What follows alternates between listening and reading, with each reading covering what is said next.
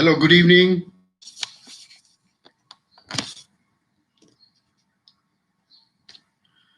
Good evening. I am Dr. Raju Sahitya, and I am a gynecologist, obstetrician and gynecologist. I practice reproductive medicine and prenatal diagnosis, that is fetal medicine.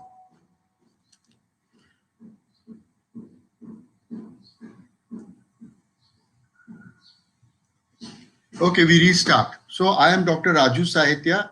I am a gynecologist, obstetrician, and all related to fertility, infertility, and I'm also practicing fetal medicine, which is related to this prenatal diagnosis I'm going to speak on. I am located in Bombay, Mumbai, in Andheri Lokhandwala complex, and I have my own setup by name Pushpa Hospital in Andheri Lokhandwala. I am practicing since 1983. So that means close to 35, 36 years I am practicing.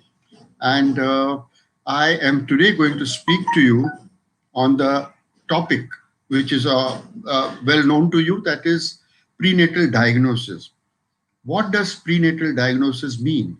If you split the word, pre means before, natal, before delivery, and diagnosis is nothing but evaluating and coming to a conclusion, and this method tells us whether the unborn, the fetus, is in good health. So it is nothing but evaluation of the fetus or of the unborn. Now, in prenatal diagnosis, how it came about. In modern obstetrics practice, that is concerned with pregnancy and childbirth, it has changed the pyramid of care. When it was earlier, the pyramid of care was, there were very few checkups or visits to the obstetrician gynecologist in the first 3 months of pregnancy, because one thing, there was no resources or methods of evaluating what we can do today. And the more visits came in the last 3 months, that is the third trimester, because most complications were expected to be in those last 3 months. But in this modern era, there is a paradigm shift, and this pyramid of care, if you imagine a triangle with a spike on the top, there was 1 or 2 visits at 12 weeks pregnancy, or maybe after that at 24 weeks pregnancy. And most of the visits were in the latter part of the pregnancy, that is the third trimester. Now, in current scenario, after 80 years of practicing the way I mentioned, with the spike on the top, the pyramid, this pyramid has inverted in modern practice to give precise care to the mother-to-be and to the unborn. What happens is, because with the advent of ultrasonography and various investigations which have come up, it has become possible without doubt to know that the unborn, the fetus, is healthy, normal genetically, and you are going to go ahead with a healthy pregnancy. When you visit to the gynecologist in the early, say as soon as you have done the pregnancy test and it comes positive, it is better to go and visit the obstetrician that time, because he or she will be able to identify that yes, you have conceived, yes, it is in the uterus and not anywhere else, yes, whether it is single or multiple pregnancy. After knowing that, that is called, also it is called dating scan, and you come to know lot many information. And when you don't see the pregnancy in the uterus, you keep close watch to see that it appears, or you could suspect that it is in the fallopian tube. When you know that it is in the uterus and delayed visibility in the uterus, it is possible when that particular woman has got delayed periods, because it could be due to delayed conception. Also, it is possible that something is going wrong and the pregnancy is not really growing the way it should be growing, and therefore you can come to know much in advance before there is a problem. So with this change in the pyramid of care, we have realized that when you are 12 weeks pregnant, most of the health of the unborn can be evaluated. You can come to know that the fetus is growing well and genetically it is normal. This is done by a very simple procedure by taking the mother to be's blood and studying in the serum of this blood certain markers, what we call as PAP-A and what we call as beta HCG, that is nothing but the pregnancy hormone.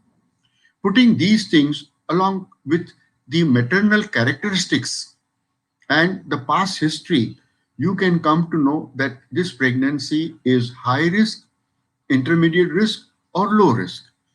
When it is low risk, it is put into that routine category, and you don't require to really see very often thereafter, maybe straight around 20 weeks, to do a good ultrasound and rule out if there is any abnormality, and also to see that the fetus is growing well.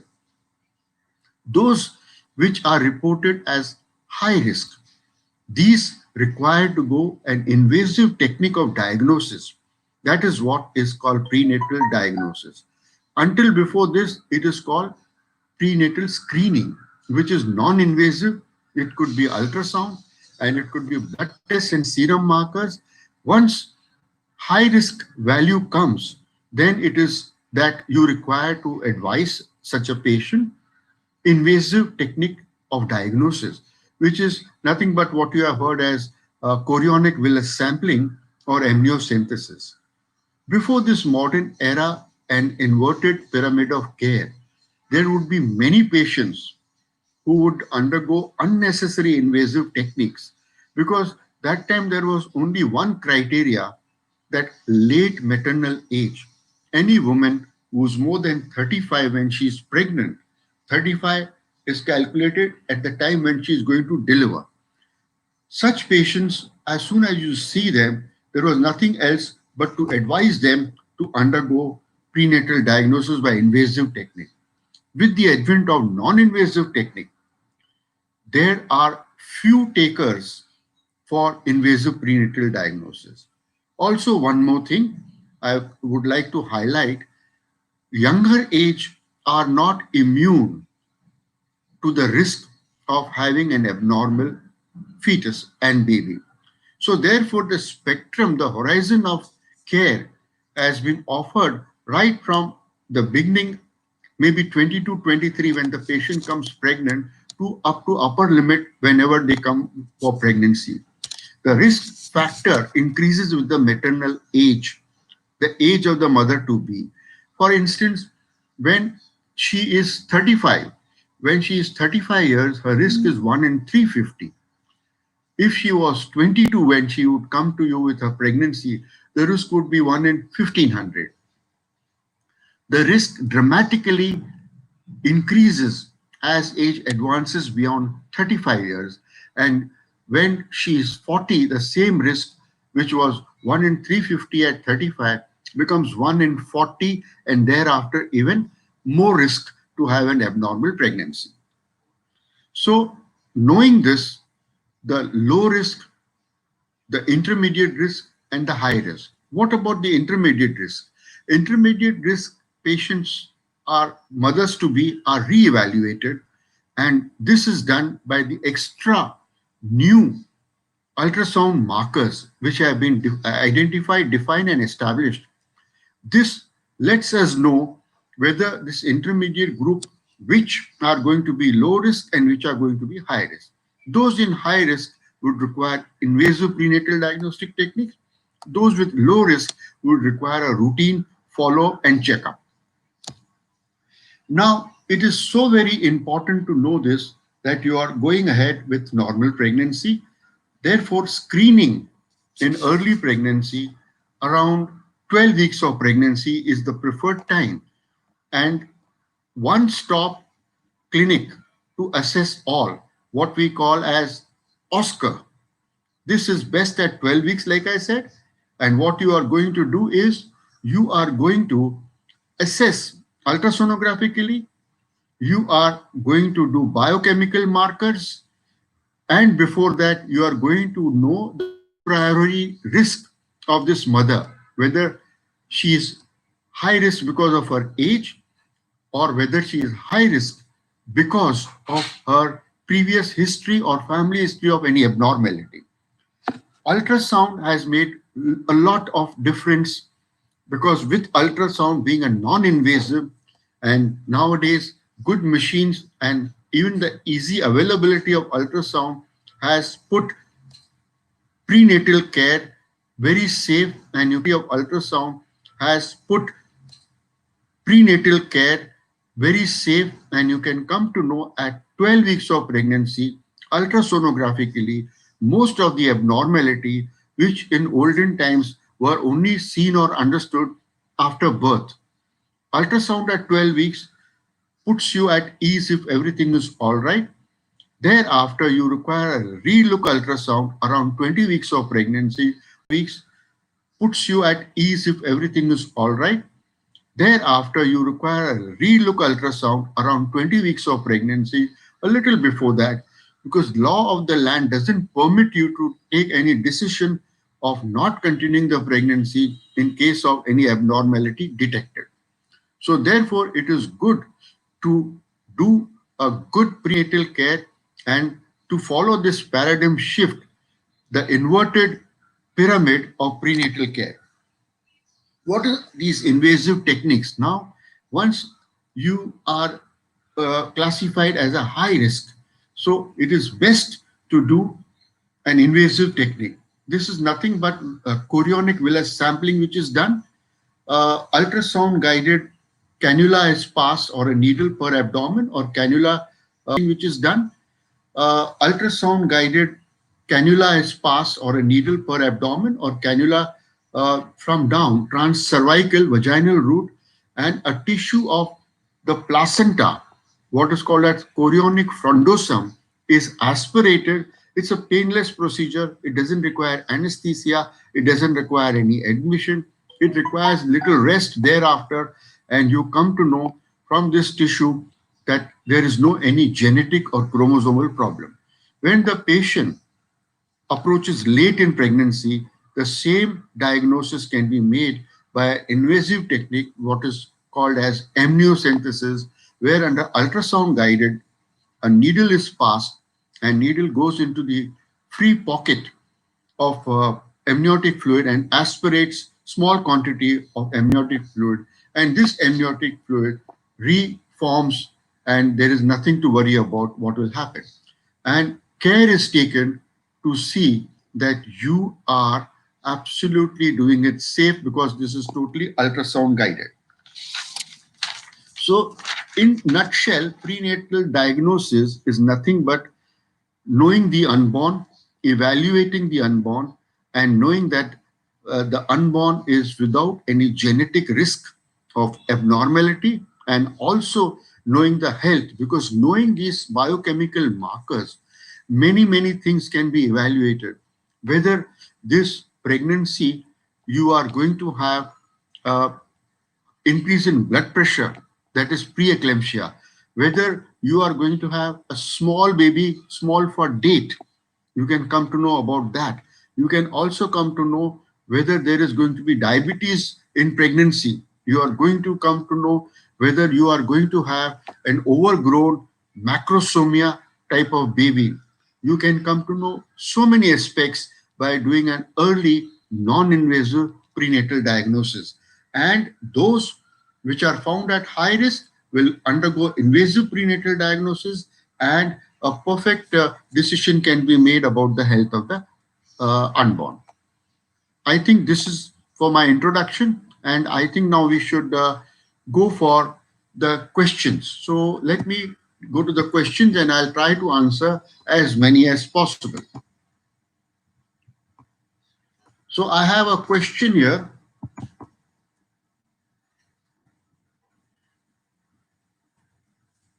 The first question is from Saroj Prajapat. Low line placenta के बारे में बताइए. Now, this is due to the low implantation of the pregnancy. When in the initial stage, when the egg is fertilized and embryo comes into the uterine cavity, वो आके uterus के cavity में आके implant होता है. तो वो कहाँ पे इम्प्लांट होगा, बीच में, ऊपर, नीचे, ये कोई डेफिनेट नहीं होता है, डिपेंड्स ऑन चांस. जब ये प्रेगनेंसी लो इम्प्लांट होता है और जो प्लासेंटा है, जो अवल है, जो बच्चे को ब्लड सप्लाई देता है, उसका अगर है जो बच्चे को ब्लड सप्लाई देता है, उसका अगर लोकेशन नीचे हो जाता है तो उसको रिस्क होता है ब्लीडिंग का. ये भी 4 तरीके के होते हैं. एक तो बहुत ही हाई रिस्क होता है जिसको सेंट्रल प्लासेंटा प्रीविया बोलते हैं. उसमें normal delivery is not possible और ब्लीडिंग की रिस्क ज्यादा होती है. इसके बाद में आता है मार्जिनल, और आपका प्रश्न है लो लाइन.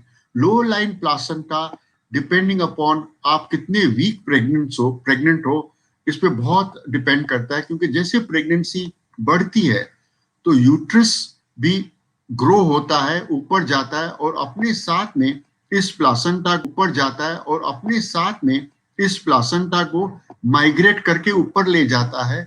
तो जो लो लाइन प्लासेंटा होता है, 2-4 हफ्ते में अगर उसको फिर से देखा जाए तो वो लो लाइन नहीं होके ऊपर की तरफ, फ्रंट और बैक, एंटीरियर और पोस्टीरियर चला जाता है, और ऐसे पेशेंट को कोई रिस्क नहीं होती है. सेकंड क्वेश्चन है Lakshmi Sharma. Hi doctor, I have subchorionic hematoma and I am taking proper medicine from 2 weeks. Is that any chance that it will reoccur? Currently I have 10 weeks and 5 days pregnancy. Subchorionic hematoma ये जो होता है, that is collection of blood behind the chorionic frondosome, and chorionic frondosome is nothing but the future placenta. ये for no reason भी हो सकता है, और ये कभी कोई जर्की एक्सपीरियंस हो उसके कारण भी उधर सेपरेट होके उसमें नीचे ब्लड जमा होके सबकोरियोनिक हेमेटोमा बन जाता है. ये अगर क्वांटिटी ज्यादा नहीं है तो ये एब्जॉर्ब हो जाता है, और कुछ समय बाद जब री स्कैन किया जाता है तो सब कुछ ठीक हो जाता है. अगर सब कोरियोनिक हेमेटोमा बहुत बड़ा हो जाए तो वो as good as the mother and fetal communication is separated, so blood supply to the baby is deprived, और ज्यादा ब्लीडिंग हो गया तो उसमें एक छोटा सा रिस्क रहता है कि पेशेंट या तो प्रेगनेंसी अंदर मिस करके मिस्ड अबॉर्शन हो जाएगा, या ज्यादा ब्लीडिंग होके, ज्यादा सेपरेट होके वो स्पॉन्टेनियस अबॉर्शन हो जाएगा. इतना छोटा सा अगर आपको सबकोरियोनिक हेमेटोमा है और अभी आप 10 वीक्स 5 डेज में है, if you will take good advice of your doctor and follow it and not to exert, avoid sexual contact, ये सारे प्रिंसिपल फॉलो करोगे तो I think you should not worry.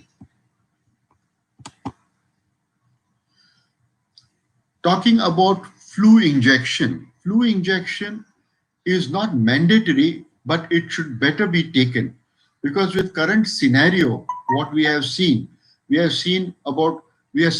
what has happened during COVID time. So flu, the pregnant woman is little more susceptible to catching this infection. Also, flu is one of them. And not only that, when a pregnant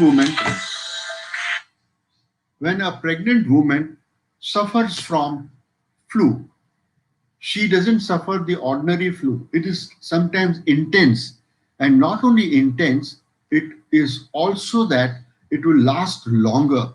So if vaccination is taken, it helps the patient to prevent from these fear risk of flu during pregnancy, because when there is severe flu, sometimes it leads to miscarriages and also preterm labor and delivery. So next question. So done. So next question is, hi doctor, what are the basic things for prenatal diagnosis?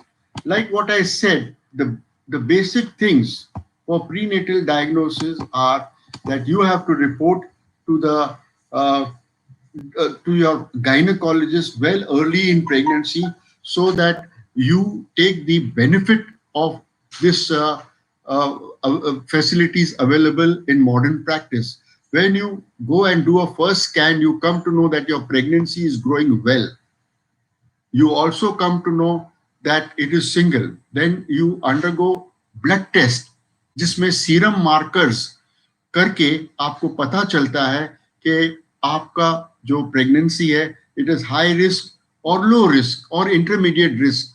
And if it is high risk, you are advised for further investigating with an invasive technique, and you can save birth of an abnormal affected child. So, what are some unusual signs of early pregnancy? The unusual signs of early pregnancy could be few, but definitely there is possibility that when you are pregnant, what simple signs and symptoms which are there. If you are having excessive vomiting, that is unusual. You have to rule out whether the pregnancy is normal and it's a single pregnancy. This is the most devastating type of experience, when you have a lot of vomiting and you are not able to take anything, and that may lead to feeling weak, and also many other problems. Even sometimes you get dehydrated and get affected.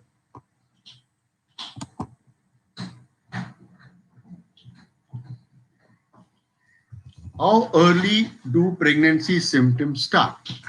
Pregnancy symptom can start as early as, just fertilizing and getting a pregnancy in your womb. Some women are so sensitive in the matter that when they are pregnant, they start when they are pregnant, and even before they have missed their period, they sense that there is a possibility of pregnancy.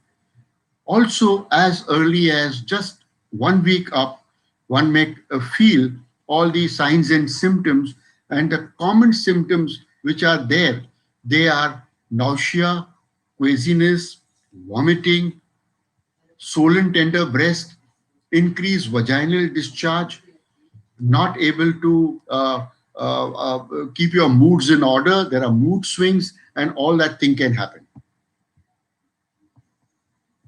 The next question is, how likely is a miscarriage at 10 weeks a possibility? By 10 weeks, it is usually said that program of life has begun. If everything is fine at 10 weeks, the likelihood of miscarriage is very low, unless later on, if there is some event that one can have a problem like a bleeding, or there could be some problem like you had an injury or things like that, then there is a possibility. Otherwise, 10 weeks, like I said, the program of life has begun.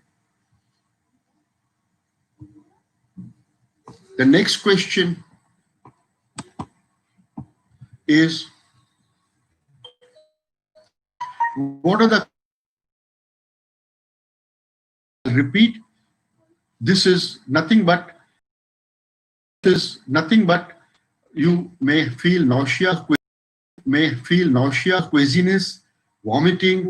You may feel exhausted. You may feel like sleeping all the time. And people may think that you are not doing anything, and yet you are so tired and exhausted all the time. Indeed, you are working 20 the time. And people may think that you are not doing anything, and yet you are so tired and exhausted all the time. Indeed, you are working 24/7, because all the energy is used up to for the early pregnancy to grow, and the cells or pregnancy cells, the tissue multiplies so rapidly that lot of energy is used up.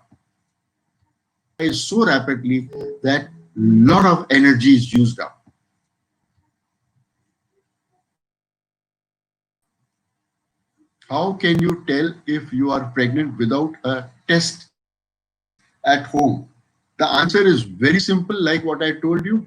You may feel all this, and even before you will feel that you are pregnant, and you may just require to, formality's sake, do this pregnancy test, but otherwise most of the symptoms tell you.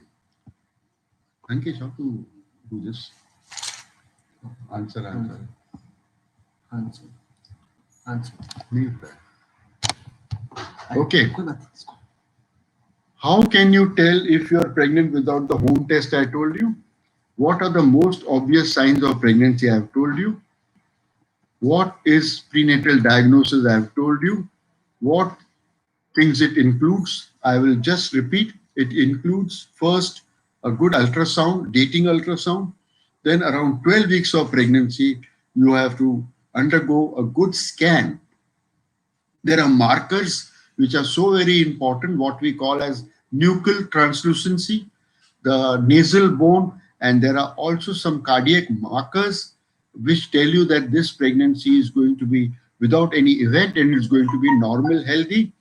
And if you are put into high risk, you may require to undergo invasive prenatal diagnosis. When you ask me this way, I mean to say when you're pregnant, you require to do a complete prenatal profile, which gives your hemoglobin. The blood indices are very, very important. Knowing your hemoglobin is not enough.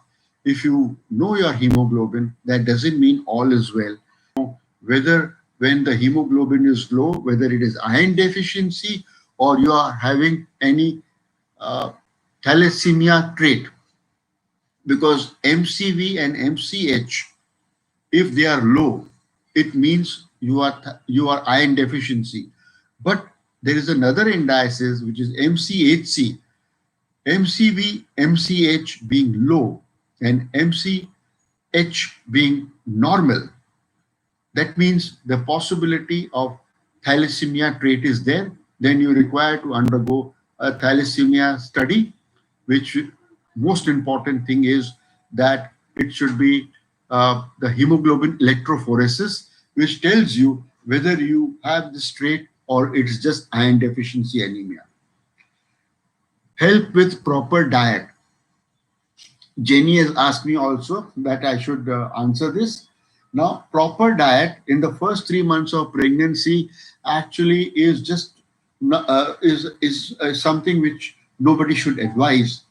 In the sense, I tell my patients that eat what you like, because the sickness sometimes is so powerful that even hearing something which you don't like, you can throw up, you can vomit. So you must remember that you should eat, drink what your heart desires, and you should make more on those intakes rather than following any diet. When you cross this sickness phase and you come to 14 weeks pregnant and more, then you come to know that you start feeling healthy, start feeling happy, and you start desiring to eat so many things. So there is a good principle to follow, is to maintain good growth of the baby and your health, that it should be a high protein diet, lots of green vegetables because they provide iron, spinach and all that, cauliflower, spinach, and you should have colored fruits. Colored fruits are source of antioxidant, and also you should have most of the fruits and eatables which are yellow, like gur. All these, along with aula, again they supply you with vitamin C and with iron. How should you sleep during the first trimester? First trimester, there is no any special position of sleep, because in first trimester, you can sleep the way you always sleep, normal. It is only when the pregnancy comes and becomes an abdominal organ, the uterus becomes an abdominal organ, that it comes up that you cannot sleep on your tummy, then you have to sleep on the sides. It is recommended in later pregnancy always to sleep on the side. When you sleep on the side, you are in a way improving blood supply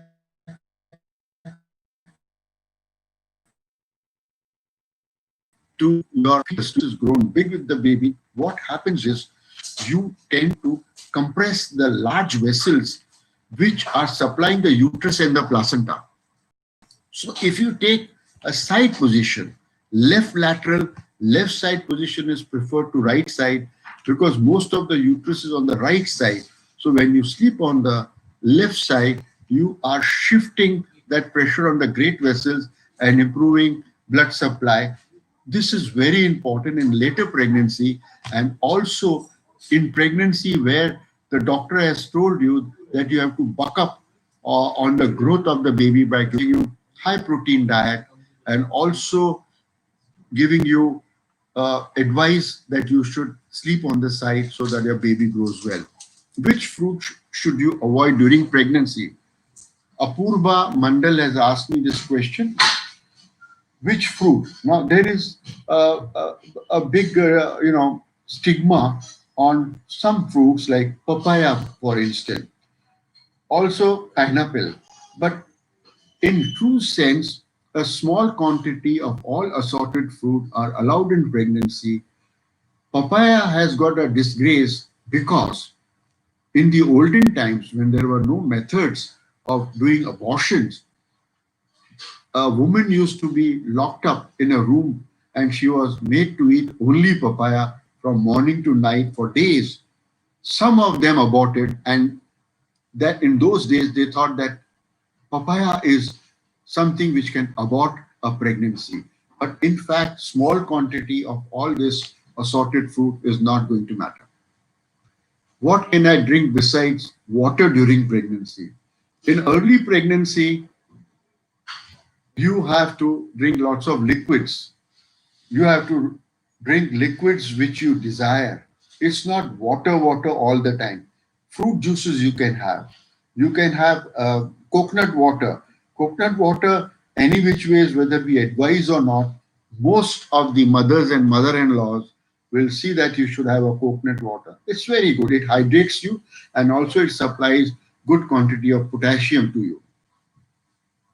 What are the prenatal tests available? I have already mentioned to you, but the list, if you want to know, it's the ultrasound in the first trimester, it's the biochemical marker in first trimester, that is around 12 weeks of pregnancy, and also non-invasive new test is there now, which is very, very good. It's very sensitive and specific, and we now this is a non-invasive test. Although being non-invasive, it is very efficient in telling you up to 99.9% that he is not a Down syndrome. Only thing, it is a little costly, but now even that is not the problem. Earlier it was very costly. Now it is little expensive, but it gives you a lot of sensitivity. As a matter of fact, when we get an abnormal dual marker test and patient doesn't want to undergo invasive prenatal diagnostic test, we advise them to do NIPT. Out of 10, 8 will come out with being low risk and only 2 will then require invasive prenatal diagnostic technique. Durga Salvi is asking me whether folic acid prevents Down syndrome. No, Durga, it is not the Down syndrome. Folic acid in the first 3 months of pregnancy is known to prevent what we call as neural tube defect, which is nothing but defect in the spine of the fetus of the baby, because deficiency of folic acid can give this type of abnormality. So before planning pregnancy, 2 3 weeks or 1 month, if you start taking folic acid and continue for the first 12 weeks of pregnancy, this folic acid, you are going to prevent the possibility of neural tube defect. Which blood test should be done at 10 weeks of pregnancy? Blood test at 10 weeks of pregnancy, there is no any specific thing that 10 weeks of pregnancy there should be some blood test. As soon as you register with your obstetrician gynecologist, you should undergo a complete prenatal profile which is nothing but a CBC, like I mentioned, hemoglobin with indices, also your sugar, your thyroid stimulating hormone. You are knowing that you are not HIV or Australia antigen positive. We call it 3H, which includes HIV testing, also hepatitis B and hepatitis C. So it is very important to know that, and you must do a routine urine to know your baseline, whether there's any infection, whether any proteins or sugar in urine. You must do that. Bhavna Anadak is asking me, why is prenatal diagnosis important?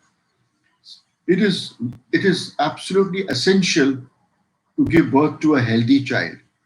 And in the mind of every mother to be, this is always a question. I hope my baby is going to be all right. My baby is not going to have defect.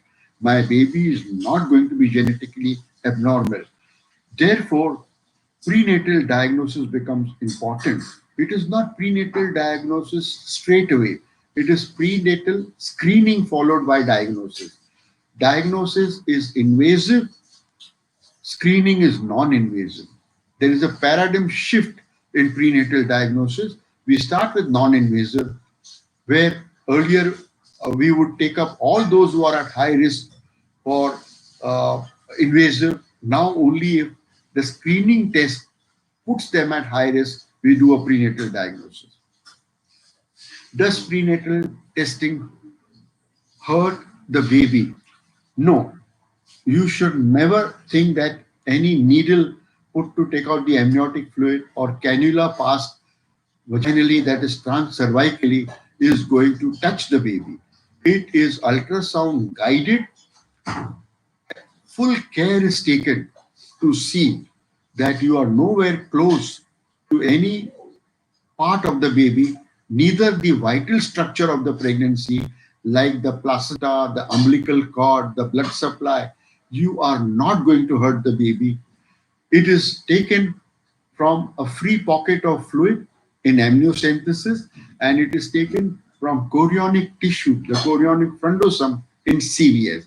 So there is no question that the baby will be hurt.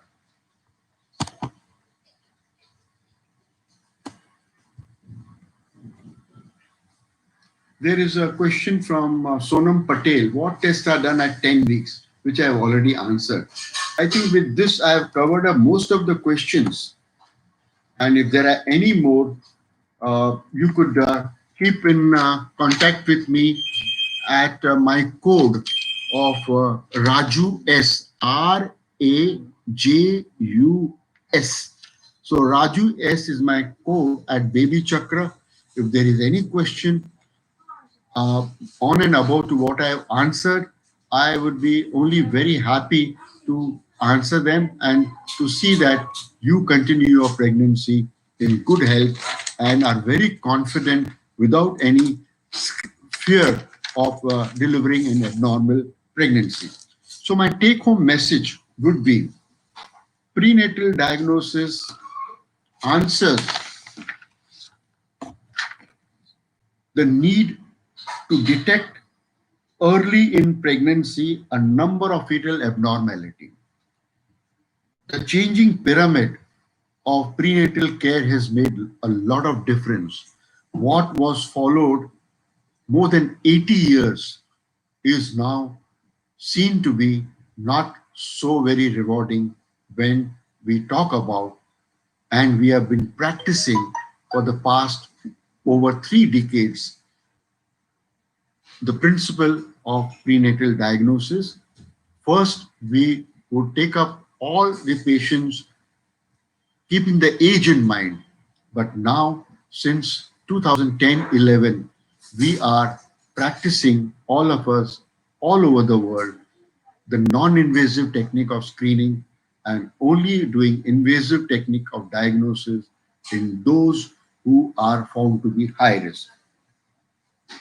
So the shift to the non-invasive has made a lot of difference, and in modern practice, it is not pardonable not to follow these and it is also not pardonable to deliver a baby with a defect. With these few words, I thank you, all my listeners, for the patient hearing, and I am looking forward to your questions, which I will be answering. Thank you so much.